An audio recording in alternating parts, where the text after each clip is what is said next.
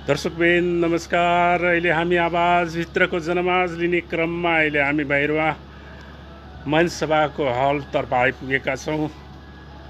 अहिले हामी यहाँका स्थानीयको जल्दो बल्दो प्रश्नको जवाफहरू हामी अब हलबाट पाउने नै छौँ, तर छोटो छोटो अन्तर्क्रिया पनि जारी राखेको छ। निरज शाहीजी नमस्कार। नमस्कार। सन्चै हुनुहुन्छ? हजुर सन्चै छु। के छ यहाँको जनगुनासो के छ? यहाँको हेर्नुहोस् जनगुनासो धेरै नै छ हैन। विगतैबाट यहाँको गुनासो नै छ। हुन त वास्तविकमा हाम्रो यो सिधा नगरपालिकाले अहिलेसम्मको उहाँको मेयर र उपमेयरज्यूले अहिलेसम्म वास्तवमा केही गर्नु भएन क्या। सिधा नगरपालिकालाई हुने विकास जस्तो काम कुनै केही गर्नु भएन। र यो सिधा नगरपालिका भनेको उहाँको कार्यकालमा सबभन्दा बढी तपाईँको विकृतिको अखडा बनिसक्यो। जस्तो ई रिक्सामा भनौँ या तपाईँको मसा ई रिक्साको त विवाद त पहिलेदेखि छ। हजुर।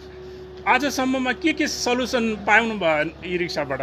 आजसम्म हामीले ई सिद्धार्थ नगरपालिकाले के भूमिका खेल्यो त यसमा? आजसम्म हामीले ई रिक्साबाट केही सल्युसन पनि पाएनौँ र सिद्धार्थ नगरपालिकाको भूमिका पनि केही देखेनौँ। तर आजसम्ममा हामीले यत्रो अनुभवमा यति चिज त पायौँ कि तस्करी र दलालीलाई एउटा इमान्दार व्यक्तिले जित्न नसक्ने रहेछ भन्ने हामीले सिक्यौँ।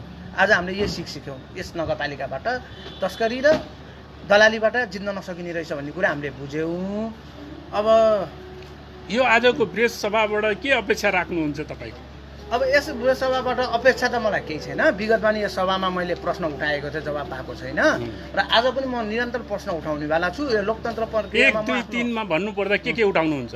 मैले आफ्नो ई रिक्साको व्यवस्थापनको प्रश्न उठाउँछु।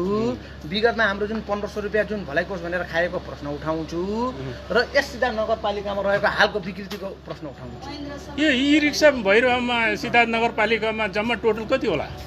अहिलेसम्म हाल देखिए अनुसार 6000 7000 होला। 6-7 हजार। हजुर। अझसम्म व्यवस्थापन केही देख्नु भएको छैन? नै केही देखेको छैन। Thank you so much. जाँदा यहाँको शुभ नाम र परिचय पाउन। मेरो नाम निरज साई, म यहाँ सिनप्पा 12 को बासिन्दा। म हाल ई रिक्सा चालक सङ्घको सल्लाहकार। Thank you so much. हामी आगामी दिनमा यहाँहरूसँग सम्पर्क बनाइराख्नेछौँ। अहिलेलाई छोटो बिदा चाहन्छौँ। हस्त नमस्कार।